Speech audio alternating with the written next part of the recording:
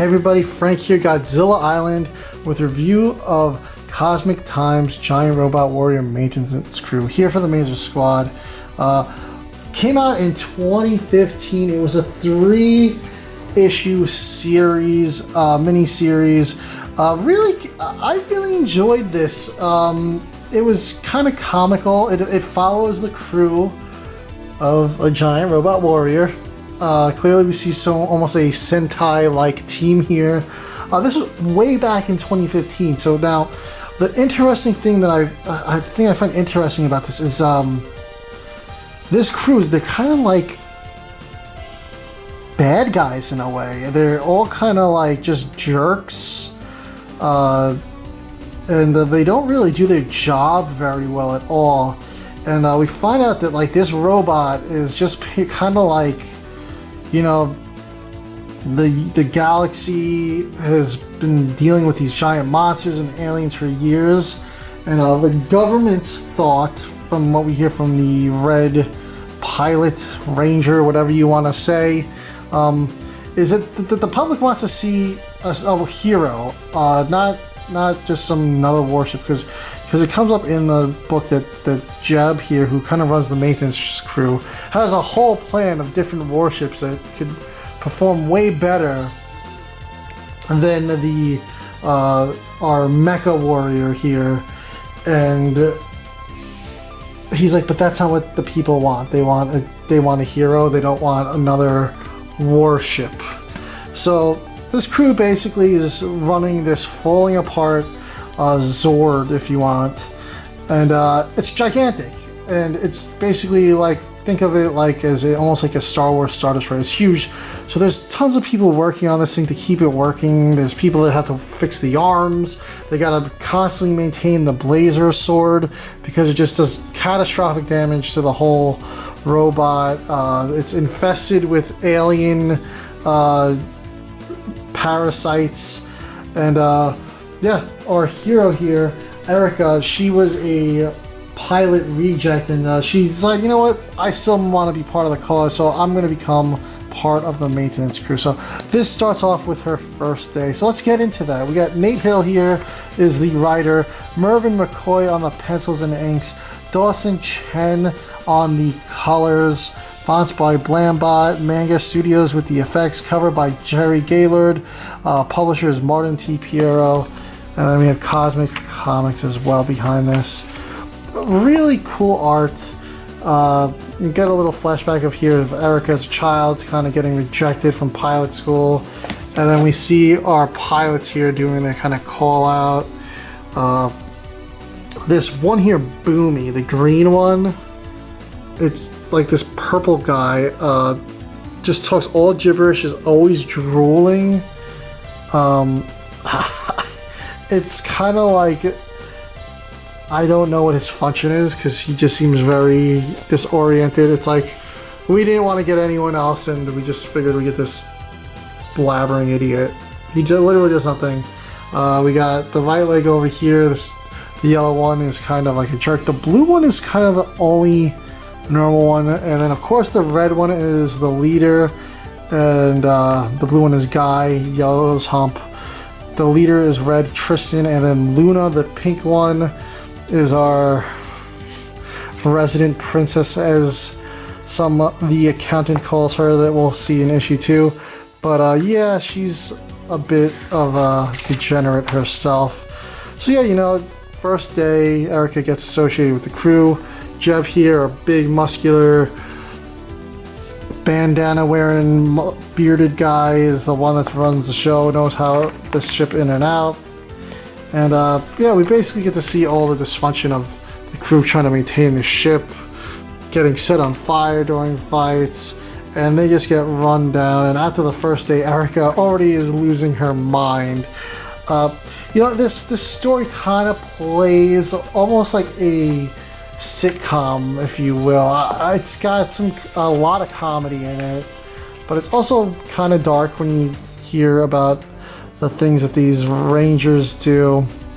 And this first story involves the parasites that travel through the ship, and they get in a whole little fight with them, and They get stuck in the blazer sword, and some of them get toasted. Erica almost gets burnt alive. And it's really cool art, awesome art. The crew's really like a fun, dysfunctional family. Here is the Rangers getting their accolades, their speech. When you see this Boomy here, he does not look well.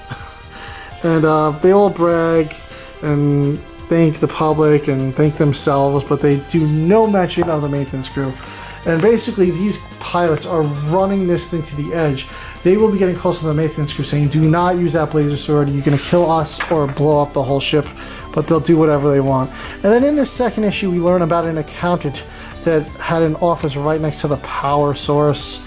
It starts off with Erica having the toilet pipe drop on her after she told the crew not to use it. So you see they don't care.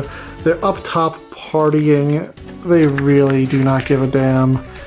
Yeah, here you go. You can see some of the degenerate stuff. Here it says, it shows the pink one. It's saying, you do not want to go here, at least not without strong antibiotics. They're just degenerates.